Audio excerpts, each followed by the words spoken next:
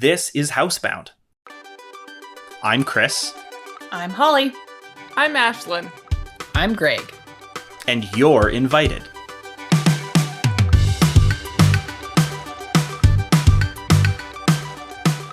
Welcome to Housebound. A podcast we made because we needed company. In it, we talk about things that are on our minds. And today, on our season 1 finale, we are going to be talking about TV show finales. Nice. Is that, So We're so clever. we're nothing if not meta. This is bonkers that we have been doing this for 25 episodes, because that means that COVID has been going on for a long time. True. and so it's like partially sad, but I don't know. I've enjoyed this. How have you all felt? It's been 25 weeks of this with a few weeks off in the middle, so maybe 30-ish That's weeks. so long. Yeah. Yeah, I hadn't really We've put that been- together in my mind. We've been far Well, more we- committed than I thought we would be. Released a bunch. We released a bunch of episodes at the beginning, though, right? Like 4 or something. Right, we did. Well, we had a We did few like a episodes batch. uploaded before we released them, Mhm. I guess. So it's maybe not been quite 30 weeks. It's been closer to 25 Closer or to 24. 20 or something. Yeah. But Still been good. we've done separate podcasts. Like we gave you guys some recorders, and we had some recorders, and we did it via Zoom. We did some podcasts in person with a fancy recording device, and those that was were fun. such a treat to edit. Mhm. And now for our finale, we're attempting to all sit in the same room and use the same recorders that we always have been. But hopefully this works out. It sounds good. It feels wrong not wearing a headset. I was just thinking Yeah. that. Only yes. Chris gets the headset. Chris has I headphones, am wearing a and headset I don't so I have can headphones, monitor. and I feel like I need to be like covering my ears. Mhm. Yeah. So yeah, it's been an adventure. Like this is a fun thing to do. I don't know. I'm still having fun. I don't know about the rest of you, but I think that talking about series or TV show finales in what is our finale of this season, we don't know quite when we'll be back after this, but I do want to. I don't want to let this die. Like I want to do something else after. Mhm. So TBA. even if so stay tuned, stay connected with us on social media and whatever, and we'll let you'll be the first to know. It won't be us. It will be you. You'll know before us. So we're gonna talk a little bit about I guess we don't know what each other has planned, but it's gonna be about like the goods and the bads in a TV show finale, and that can include anything from a show that's been canceled and forced into a finale. So maybe it wasn't intended to be a finale, but that last episode was the Mhm. final episode of the series. Or it can be a show that completed its run, whether it was, whether they were forced to, and so they wrote a last season and completed its run, or just naturally completed, or a show that was A cliffhanger ending. of like of a series finale, or season finale, not a series finale. Mhm. So series finale, season finale, and Uh, cancel finales. We should clarify that we are not using British terms. Series means an entire show. Season means 1 year's worth of that show. Correct. Yes. One installment. Is one. In Different? Yeah, if you watch like a BBC show, a series means the season, and it's very confusing. And I don't know. Oh, And I don't. why? And I don't. Why? It's just a 'Cause different it's thing that they like. I've never heard of that. Mm-hmm. Huh. Yeah, it's confusing when we watch Doctor Who. Or like that Sherlock Holmes with Mm-hmm. Benedict Slumberbatch.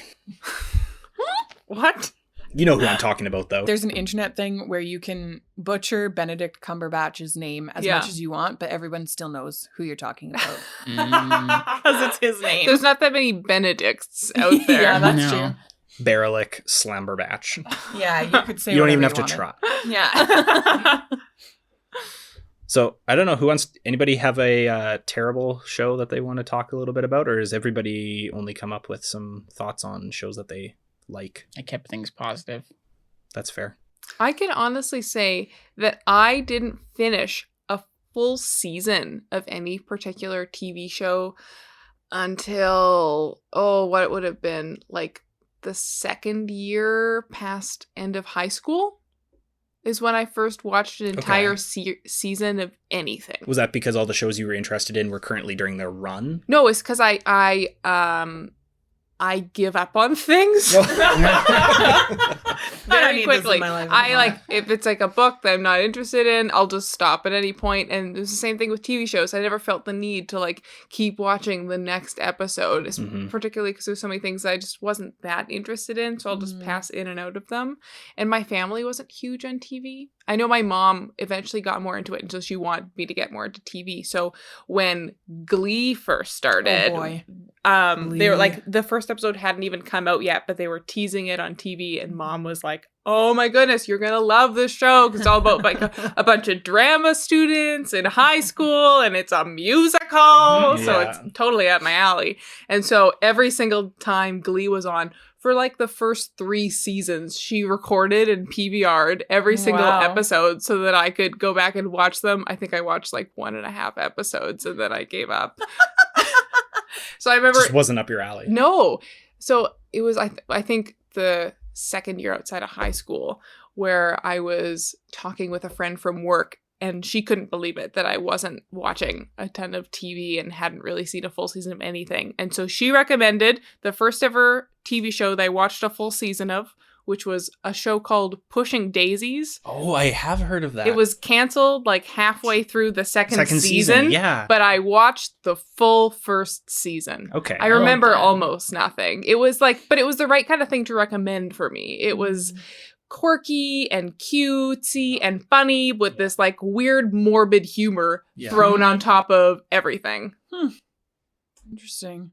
Yeah, from what I remember of it, I never watched it myself either, but or I saw little bits of it. It was something along the lines of some guy finds out that somebody that he loves dies, and he can bring them back to life, but in order to bring them back to life, he has to kiss somebody else who will also die then. It has to be like a life for a life thing or something like that. Yeah, it was some sort of a life for a life thing. Yeah, somebody might be listening to this that knows more about the show than I do and is like, that's wrong. But like it was like that kind of quirky, morbid, and all the colors were really bright. Saturated. It was very like floral, and it was interesting. So what is your opinion on that as a, I guess, canceled finale or season 1 finale? Like you said, you didn't remember much. I don't really remember anything much about the finale. I just I'm new into the world of TV shows. Gotcha. Particularly attaining the standard of actually watching any finales. Whereas I know for me, like my family, as something that we did in the evening was like after supper at like 7:00 or whatever, we'd sit down and watch an episode or 2 episodes of something. So with that in mind, we definitely watched a lot of TV together. So, but I don't know. It wasn't necessarily all like a lot of it was just like that lighter sort of NCIS type stuff, where it's just kind of like it's kind of the same show every episode, but you just watch it because it's something to do. So yeah, my family watched television as we ate even, and then continued to watch television throughout the evening. And so I saw lots of shows, probably not all of the way through. Like some of the Law and Orders are still going, and I would watch those with my dad. But lots of shows I think we saw pretty much the whole thing of, just because you're watching it nightly anyway. So yeah, I didn't watch too much of full series of shows as they aired. A lot of the stuff that we as kids were interested in were shows that we either took out from the library on a rental basis or something that our parents took out from the library for us. And we didn't sit around meal times and watch TV. That wasn't a thing that my parents were very interested in. They were keen to have us all sit around the table and do like a family an attempt to speak to each other. Yeah, just like even if there wasn't something very interesting to talk about, it was still the rule is no movies at the dinner table or no television shows at the dinner table. And we were always like, why? Like it's conversation. It doesn't, like, as kids, we didn't really understand it. So, but a lot of the shows, that we watched were older shows as a result, because it was all rentals through the library system. And it wasn't until I was living on my own that I started watching shows either live or watching them pretty soon after they were live, like watching either the seasons or the full series on Netflix or something like that. And now they're streaming, and now I can keep up with the shows on a weekly basis if I really want to. So yeah, it's pretty accessible to me now. So I hadn't thought very much about what I wanted to talk about for this finales one, because I have a hard time remembering what part in the show was a season finale or a series finale or just one random cliffhanger during the middle of a show or something, because I tend to binge shows, and so the seasons just all don't matter into the next one. Mm-hmm. Yeah, but as we were talking about watching things over like supper time, when I lived with a bunch of roommates, we watched MASH all the way through, and it's either the series finale or one of the very last episodes where they have Hawkeye is at the end. He's in like a hospital at the end. It's the finale. That's the finale. It's like a 2-parter or 3-parter even or something. Yeah, and he is going through this story. He's got like PTSD because they have to evac like really fast, and he's on this bus, and there's this woman with a chicken, and the chicken is being loud, and she has to wring the chicken's neck in order for them to not get caught by the encroaching army. And by the end of the episode, you find out that it is not a chicken in her arms, it is her baby. And it is like so incredibly different than the rest of the entire series, but they really wanted, but yet somehow still in line. Like that whole series was very focused on humanity of the characters. So. Yeah, and I thought that was just a brilliant season finale, even though you never want to watch it again. Like it was just so horrifying when you find that out for the first time, that is not, it's not a chicken, because they show the scene several times throughout the episode. And you're just like, ugh, what is happening here? And you're just like nervous the entire time. And yeah, him dealing with that, the woman's sacrificial act to save everybody who was on that bus by giving up her own child, like just crazy. Very poignant. Yeah. Well, and I think that, who's the actor that plays? Alan Alda plays Hawkeye. And I think that he wrote and directed that one. Yeah, a lot of the actors in that show, I think, took turns doing some of the later episodes. Mm-hmm. Yeah. And I think in that show as well, it might have been a season finale when they find out that the first colonel, his helicopter, he was supposed to be going home, and his helicopter gets shot down, but they didn't tell the actors that that's what had happened. And to the character, like this didn't to the happen character. In real life. Yes. They didn't tell the actors that was happening, and so they walked in and announced it, and the actors themselves had reactions, like real reactions to hearing about this character's death, which was like it just hit you so hard. Like I get chills thinking about it. Yeah. It was really good. So that's my popped into my head season series finales. Yeah, I think one of them was like the season 3 finale. And then the first one you talked about was for sure the finale of the show. Yeah. How old is MASH? I've looked it up before. Chris is going to look it up right now. Because it takes place in they're in Korea. Oh, no, Korea. They're in Korea. Right. Yeah. So it takes place 1972 earlier. is when it started. Yeah, I think it was in the 70s that it aired. And it went 11 seasons. But it's placed in the Korean War is... The 60s? 50s maybe. Whatever it is. Clearly none of us know anything about...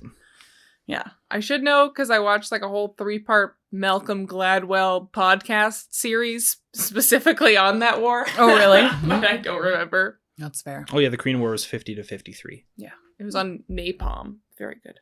Ooh. Invented for the Korean War. That's too bad. Yeah.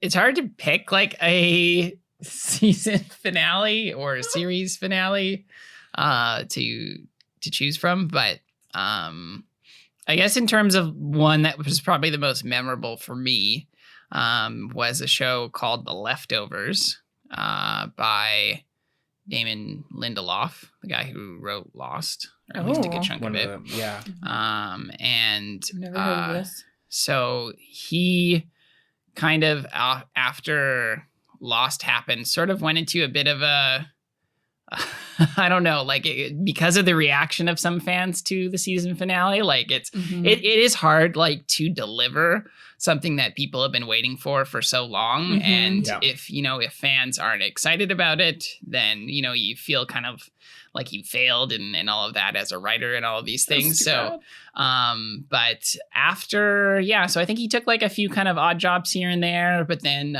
he decided that he was never going to get into TV at all or anything like that again. Like he's like, never again. But then he read this book by a guy named Tom Peralta called The Leftovers. And I think he came up with the idea that this should be like a TV show or something, and then kind of got, I think, the original author on board to help kind of create this TV show, and was able to get the first season out. And the first season kind of covered the entire first book, but then they got renewed for a second season and then also a third season. And so those ones had to deviate. So they had to almost rework and retweak how things would be, because it's totally deviating from the book now. And I think they even got it's also a very interesting book with interesting show with a lot of kind of religious undertones. And so they got a consultant, so like a religious consultant. So Reza Aslan, I think, was the guy that they brought on. And so it's just really, it was a really interesting show. Essentially the premise is, it's called The Leftovers because what ends up happening is 3% of the world's population randomly just disappears. And nobody knows why. Nobody knows what's going on. The show, though, then takes place 5 or something years later or something like that. So, and from the start, Damon Lindelof was like, we're not going to be explaining why this happened. That's not what the show's about. It's about following The Leftovers. Yeah, The Leftovers. So the people who have been left behind. So 97% of the population is left behind. Yeah. The writer of the show said this, or the author of the book? No, the writer of the show said this. Because the show could have explored more in terms of what that's about. Sure, but the book, I don't think, answers it. He wanted to go a different direction regardless. I think Damon Lindelof realized last time he did the whole Lost thing and tried to explain why things were the way they were, and it totally, for some people, definitively ruined the show. Right. Which is too bad. If Damon Lindelof is listening, I very much liked the end of Lost. Thank you for writing it. And not just leaving us with no ending. Yeah, I loved it. It was great. Yeah. So, and I also enjoyed it too. But I think for some people, it was divisive. It was divisive, yes. Right? So, but yeah, so he creates this show where they don't end up answering that mystery, and they say we never are going to. And which allows it to do is it makes it more about these characters and makes it so that you can explore themes like grief and loss and all of these things. And the season 3 finale, the series finale, was definitely one of the best season finales I've watched ever. And because it comes down to is these two characters having a conversation after years have passed. And it's totally about their relationship with each other, and about and also there's even aspects of it where you could take it where they kind of explain something that could have happened, but because it's kind of a religious undertone, there's this idea that kind of weaves through it where, is this person even telling the truth? Because it's kind of they're presenting an account to this other person about what happened to them, but it's it sounds fantastical, but is it even true? But then it ends up being that ultimately it's about their relationship. So it's of course I believe that that's what happened to you, and it's about establishing that, which for me that's kind of the undertone of religious belief, right? So for me as a Christian, I need other people in my Christian community to be able to explain and express what they're going through, so that even though sometimes things are hard to believe in terms of this whole spirituality to life thing, it's about that relationship. And it's I believe this because I trust you and you care about me. So, and there's kind of this mutual trusting. So yeah, I don't know. It's very interesting. A lot of like deep stuff kind of comes out throughout the series, but yeah, super good show. Where did you watch that one? I just got it out of the library. So okay. yeah, It's not I heard on that it was Netflix or I something. don't think it's on Netflix. No. So I love the library. yeah. What? No. How does it end? The library. Yeah. So Probably with digital media. And yet, not an ending, but a new beginning. Mhm. That was just season 1 finale. Yeah. We'll just change. Well, if we're talking about series finales, I have quite opposite to Ashlynn watched many a series finale, a great many series finale.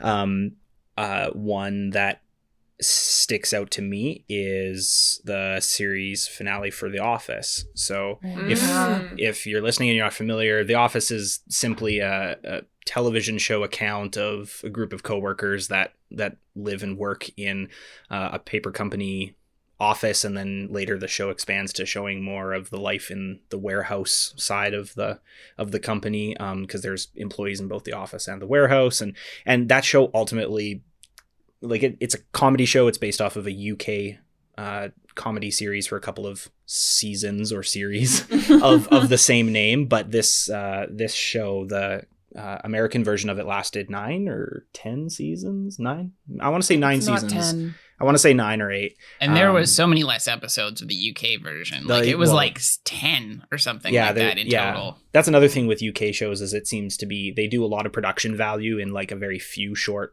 Small, episodes per series. small series numbers. Yeah, and so you're always left wanting a little bit more. But anyway, so that's kind of the premise of that show, and the series finale.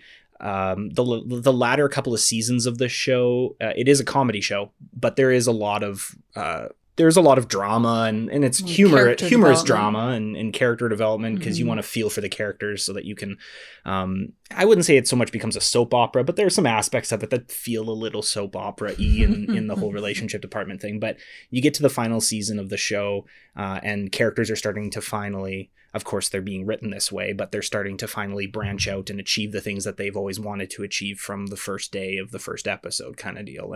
And so you've been following these characters. I really feel as though you get to build a relationship with these characters. They're written very well. Quite great writing, great acting as well. That obviously doesn't hurt. And the last season, or the last episode of that last season, sees them all in a position of a year forward from where the second to last episode of the series was. And so it time jumps a year ahead, and you see kind of where everybody is now. So somebody's planning a wedding, and somebody's planning to, make it big in stardom, and somebody's finding her parents that she never knew because she was adopted as a young kid, and there's all these different places that the characters are going that further develop their character, which I think is really great. And they don't try to make some ginormous climax of the show where they leave it better than the beginning was. I don't know that really is achievable, especially after 8 or 9 seasons. You have too much has happened, and you're too invested in these characters. You know that people are going to be fans of the show, are going to be at a bit of a loss for what do I do now? All my friends aren't going to be on every week. I won't get to see my friends every week. And so the finale kind of sees this big party near the end, and the core group that we've been following since the beginning kind of break away, and they go and visit a couple of familiar places to the viewers and to them in the series. And they just kind of like have another like relationship discussion. They kind of sit around, chat, talk about a couple of fun things that they've learned, places that they hope to be in the future, and just kind of, cheers to the times that they had. And now they're splitting ways, and they're going off to do their own thing. And it's just a really well written finale for like a comedy show, like a show that when I started watching it was just like a goofball show, and had the intentions or had the ability to go somewhere, serious and meaningful the whole series. And they didn't always take that path, but as you get to know the characters and whatnot, I really think that they did a great job at wrapping that season or that series up on like a meaningful note. And it's one of those things that has people go, you know what, that was an enjoyable series, and people go back and rewatch it every year. That show is special for a lot of people, to the extent that there's an artist, musical artist, I know AJR has a song about how The Office changed his life, and how it was like with him throughout his life. Crazy. Yeah, it is a little nuts. Yeah. I mean, stories do that. Well-written stories do that. I mean, we talked about books in one of our earlier episodes of this season, and talked about like kind of what drew us into that series and drew us into that author, and took us from that author to another similar author or other books by the same. And yeah, like, why wouldn't a well-written show do that, you know? Yeah. When I watched The Office for the first time, I actually didn't like the season finale. For some reason. I don't know what it was, but I was like, okay, all right, I guess we're done. And yeah, I don't know what it was, but there was just something where I was just like, no, this isn't for me, really. But I enjoyed the whole series, but the season finale, I was like, no, they're just, really? yeah. But then when I rewatched it with Ashlynn, the whole show, I actually was like, this was a really great series and a great season. Yeah, I liked it. So I don't know what it was, if I wasn't picking up on some of the things where they were kind of like nods to, like, you know, previous things, or just kind of wrapping up different character arcs really well and things like that. I don't know what it was, but the first time, for some reason, didn't hit. It just did not land. Yeah. But definitely the second watch. And I think that's the thing about The Office, is it's so rewatchable. And there's so many episodes. So it's like, yeah, it's a good show to rewatch and just enjoy. Well, speaking about not landing the right note the first time around, and a very big point of contention with viewers and television producers is producers always want to produce that next season. So they're often leaving a show up for some kind of a cliffhanger finale so that it draws viewers into that next season. But the other thing is that they have to set it up well enough in advance that the networks actually pick up on that themselves and will advance them for a next season. Otherwise, you get stuck in a position where a show gets canceled, and often it'll get canceled midway through a season because the ratings haven't come in until the beginning of that season for the previous season. And so they're giving it a chance and they don't really sneak through. And so that's really frustrating. So canceled shows is something that I also want to talk about. Does anybody have something on their mind of a canceled show other than, I mean, I guess you're pushing daisies. I didn't love it, but I made it through a season, which means something. So it being canceled didn't really matter to you too much. Particularly. Yeah. I think for me, like, I tend to watch shows that I know have been completed and then just watch through them. Totally fair. So that I don't ever actually have that disappointment. I have it this being disappointment canceled all the time because my husband is like, hey, watch this show with me. And he knows full well it has been canceled. and then makes me watch it anyway. Evil. Oh, it's so evil. But you enjoyed watching it, which is the point, because I don't want you to go into it knowing that it's canceled, because then you can't enjoy it because you're just thinking about how it's canceled. Flash Forward was really good. That was canceled. That was based on a book as well. How did it end, though? So the premise of the show was there was a date and a time where everybody in the world blacked out for, like, I don't know what it was. It might have been only 40 seconds or it might have been like 7 or 8 minutes. It's irrelevant. They blacked out. And so everybody from that point on had seen in that blackout something about their future. But there was a whole group of people that hadn't seen anything about their future during the blackout. And so they were led to believe that that meant that they would be dead at whatever point in the date the blackout was predicting. And people started to put together that, oh, there's a certain date that lots of people were seeing in their blackouts. It was, like April 4th, 2022 or something like that. And so everybody was starting to get paranoid and start prepping for this future that they didn't know would or wouldn't show up. And at the end of the first season/series, there's another blackout. I don't know how long that blackout is supposed to last for, because that was the end of the show. But in that blackout before the credits hit, we see a time jump again of certain characters that we've grown to know through the season. And that time jump is something like 10 years. And I just need the series to go, like, someone pick it back up.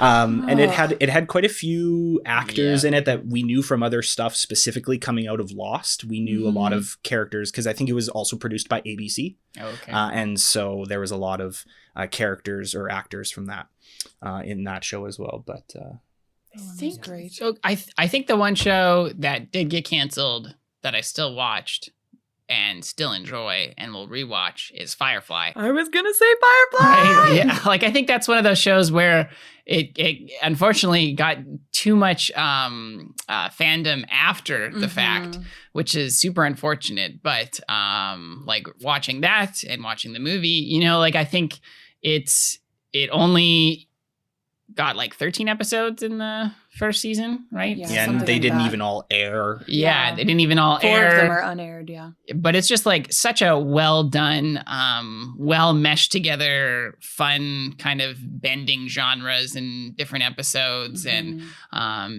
it's like Western in space, and it's sort of, but then it does different things with it. And the characters are great. And so I think a show like that, even though it got canceled, was still worth watching through, even not knowing where things will take the characters. And that's where like graphic novels have come into play to kind of further the story.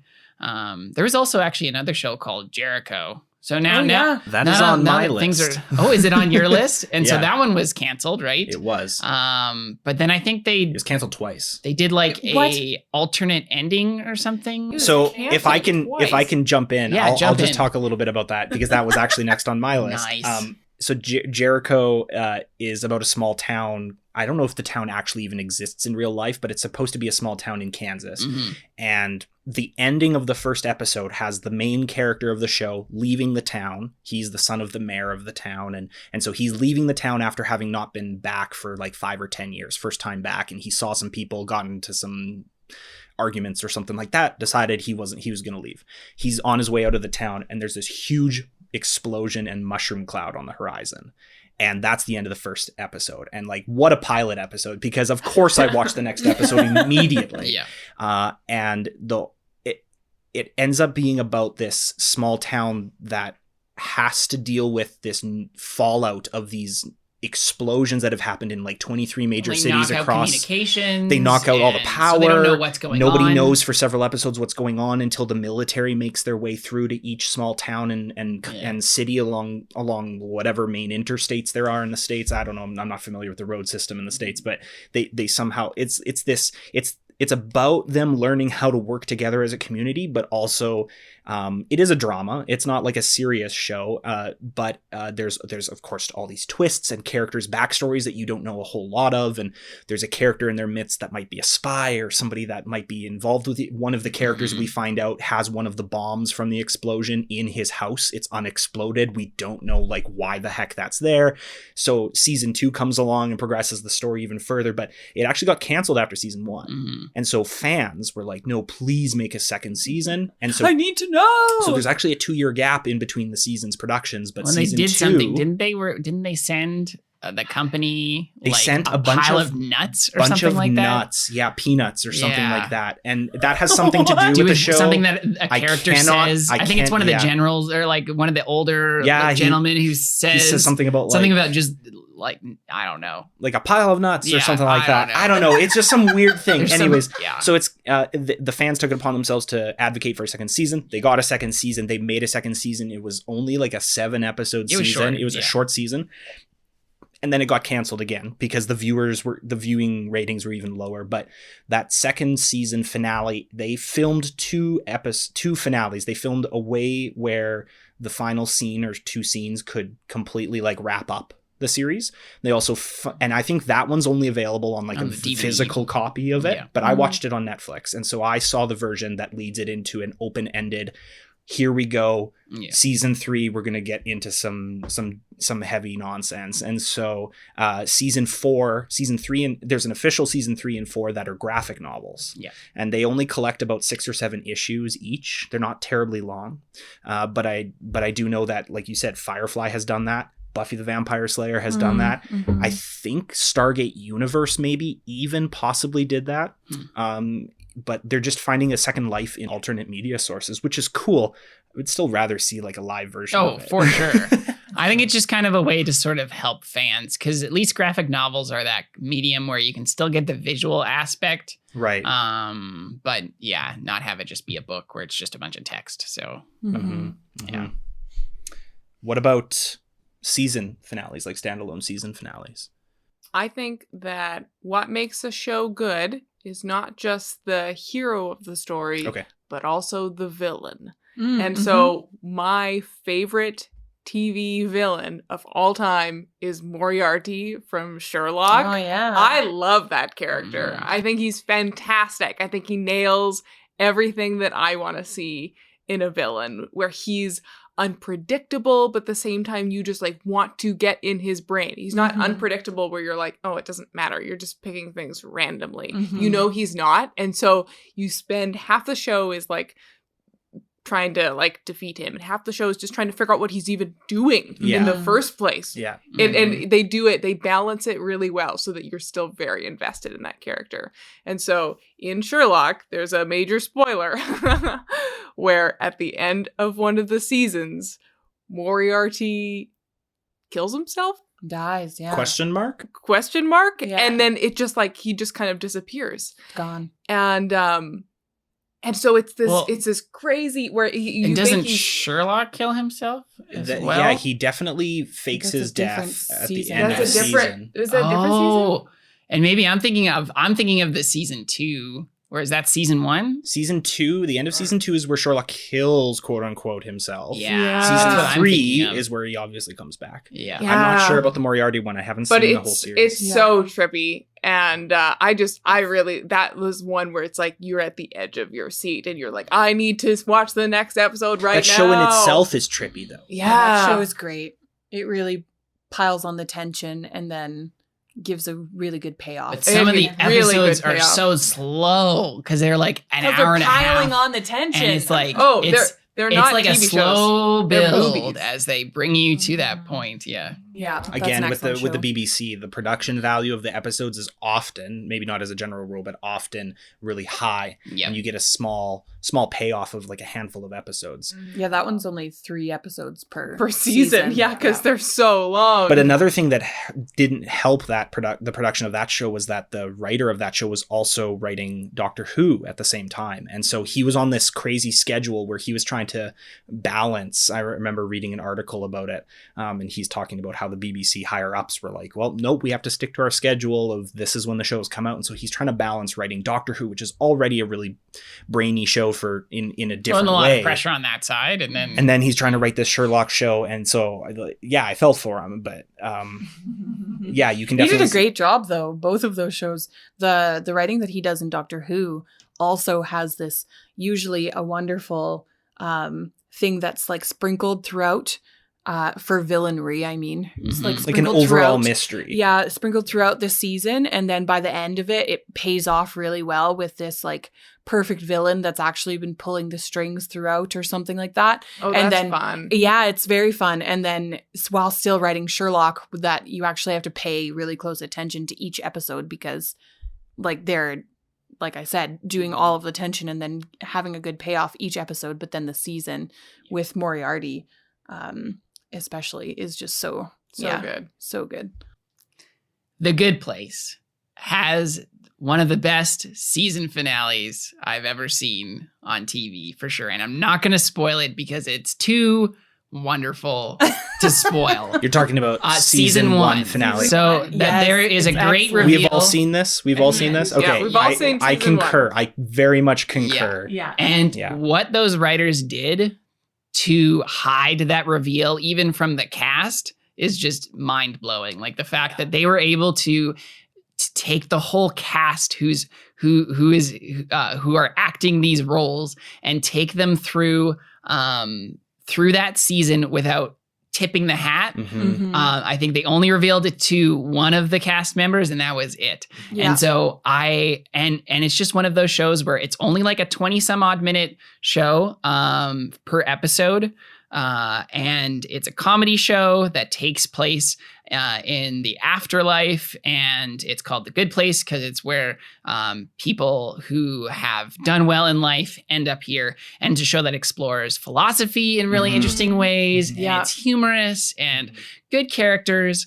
But man, they are a gutsy writing crew in that TV series because they will take what could be a reveal on episode 10 of a season and reveal it in episode 5 and totally shift everything. And so they're constantly constantly pushing themselves to write totally different episodes that you're not just in a formulaic, I'm just coming here for the same thing each week. It's very different and quite wonderful. It shouldn't surprise you that I believe one of the writers of that show also either helped write Parks and Recreation, which is another very funny, somewhat relationship-driven show, but was also involved with The Office as well. So you've got these similarly minded people that are coming from a bunch of shows that you really like that pair up together and create another surprise show that I really like. It's quite wonderful. Very, very much so. Yeah.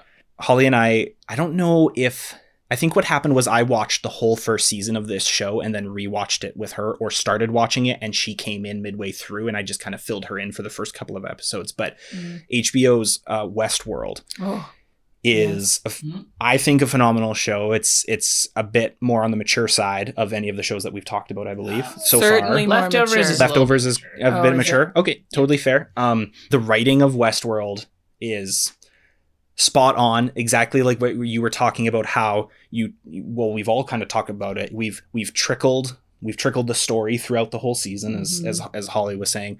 The reveal at the very end of the first season is just like a fantastic reveal, and I don't know that they would ever be able to really top that in any future season finale, but I'm not disappointed because I know that they're going to do their own thing, and they're already finished season 3. We've watched all 3 seasons, and each season finale is like, that's good. Like it doesn't really compare to the first season in my mind, but it's still a great finale. Well, I think it's because the first season finale in that show, it actually educates you as to how the show works, and you didn't understand how the show was working before that, and now going forward, having been educated from that season finale, you can understand better the next seasons.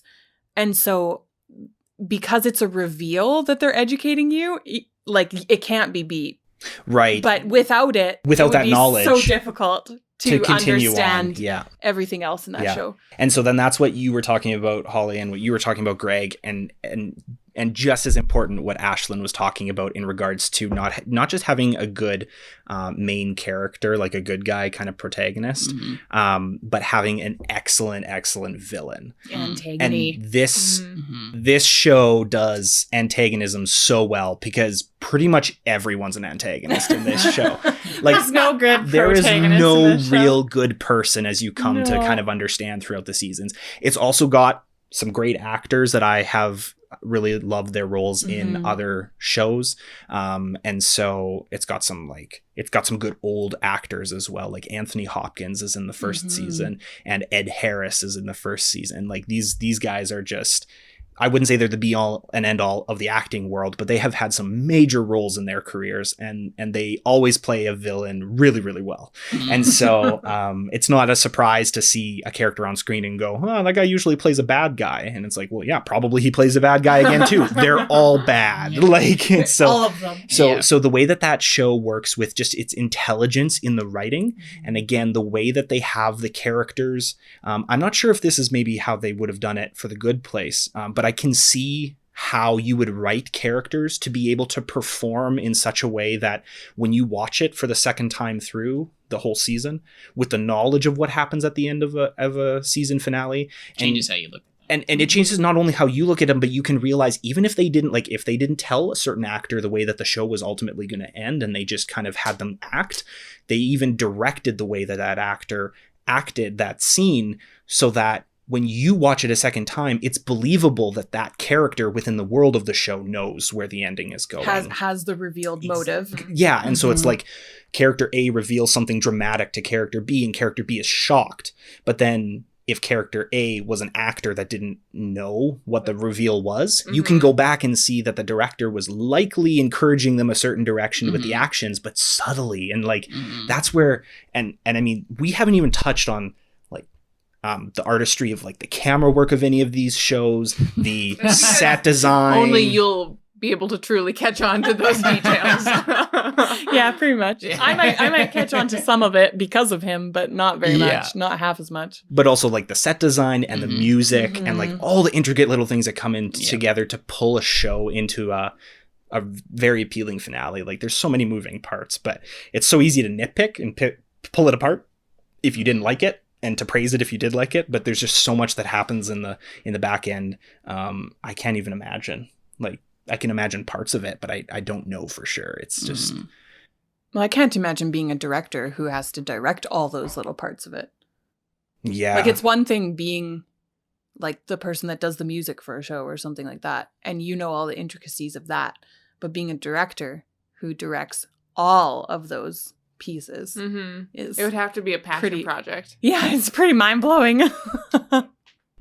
One of the things that I enjoyed about TV and the experience that way, one of the best ones, I think, was us actually all together watching through the Downton Abbey series. Oh yeah, that was fun. It was fun, you know, like, and like that was where you guys kind of watched all the way up to, I think, the last season. I think we powered through the last season that was the together. last 2 seasons. May have been the last 2 seasons. It was quite a bit, because we were all prepping for the movie coming out, and me and Chris definitively hadn't seen the anything. Show. And so that was where, and it was just really kind of fun just to be able to like, we're going to marathon this together. And it was kind of an experience. There was definitely episodes that were kind of like, meh, but then other ones that were like really good. And even like the movie wasn't all that great, but it was still fun because we kind of all like dressed up really fancy. We made an event out of it. And I think that's the one thing that's kind of neat about TV shows that I think you miss a little bit of with the whole streaming service is you miss that sense of like camaraderie as you come together the next week to talk about that episode and what happened. Like, did you see the episode last week? You know, and you miss that kind of community sense to it. I would have weekly phone calls with a friend of mine back when the final season of Lost was coming out. We would talk for like half an hour to 40 minutes about it and about our thoughts about where the next episode was going. And that was a lot of fun for me. And I totally agree. It's something that we miss out on, the serialization of that stuff when we have the streaming service and we just binge a whole show on a weekend or something like that, which isn't bad. It's not to say it's bad. And if you can do it with a group of people, then awesome. And if you can do it at roughly the same time as a bunch of people, then awesome. I even found that with a podcast. I was listening to a fictionalized podcast, The Black Tapes. I think I mentioned it in a previous one. And I wanted to talk to somebody about what was going on and hear other people's ideas and like have that sense of camaraderie. So I Googled and I found this random podcast with these 3 guys from like this small town in the US that happened to have their own podcast and happened to be talking through each of the episodes of this podcast that I was listening to. So I would listen to the episode and then listen to these 3 guys chat about it. That's fun. I disagreed with most of their perspectives. But it was, I needed that sense of like, I needed to do this with somebody else and get somebody else's ideas of what was going on. So I could totally see how TV, because it started airing live, you know, so that everyone was watching it at the same time largely, that you get that sense of doing it together with other people. Yeah, I had to do the exact same thing with The Leftovers. I found a podcast where they talked about each episode and theorized for sure what was going to happen and where things were going and stuff like that. But because I think, you lose that sense. And I think that's also why like I appreciated watching through like episodes of The Mandalorian where, you know, that was something where we're all coming together. Yeah. It's a short series to begin with. And so you can like get excited about it together and have those kind of like wow moments. And I think that's one of the reasons that I love Lost so much is I lived in an apartment building with one of my best friends.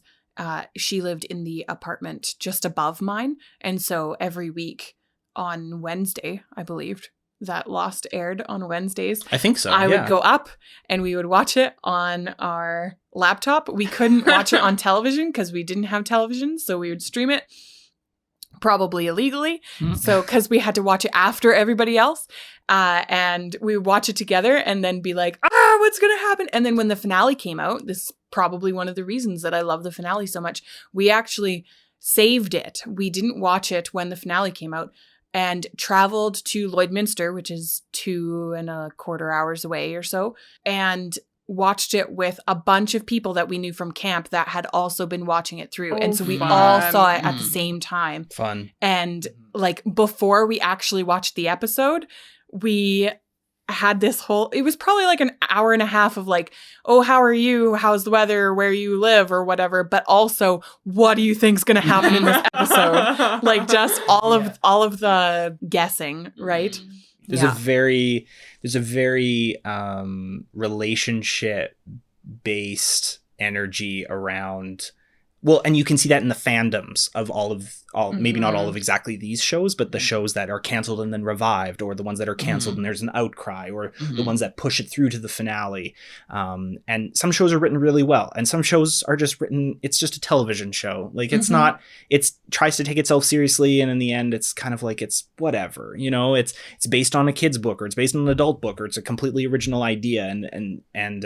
But the families or the communities and the fans around these shows, and that goes for movies and stuff as well. The fact that those all build up around it is because those are people that are finding a random podcast or a random person at a new school, and you connect with them on this like superficial level of a television show, but then that creates deeper relationships with people. Well, and especially if you have a show that is asking deeper questions like The Leftovers or A Good Place, where they're talking about philosophy, and part of you talking about the show is talking about philosophy. Sure, yeah. Like that's so fun. I love it. Those are what late night discussions are made out of. Yes. Absolutely. Yep. Yeah. Gregor, can people find us if they want to chat with us? Don't think I'll be able to get through the list, but definitely hit up our anchor.fm page. Leave us a short message if you want, and you can hit us up there. But we're also on Instagram, Facebook, Twitter. Where else? All the podcast streaming sites. All podcast streaming sites. Yeah. Where you're already plugged in because you're listening to this episode, which we are so appreciative of. Yes, thank you. And thank Please you leave for us holding a review. out. Yeah, holding out with us for this entire season. Maybe if you want, just let us know what your favorite episode was. That'd be super interesting to know. And maybe what your favorite series or season finale is. But yeah, thanks for listening to us throughout all 25 episodes. That's super exciting. Bravo. Yes. Woohoo! Yeah. Congratulations. And to be continued. To be continued. Ellipses. Ellipsis? I don't know. I don't know either.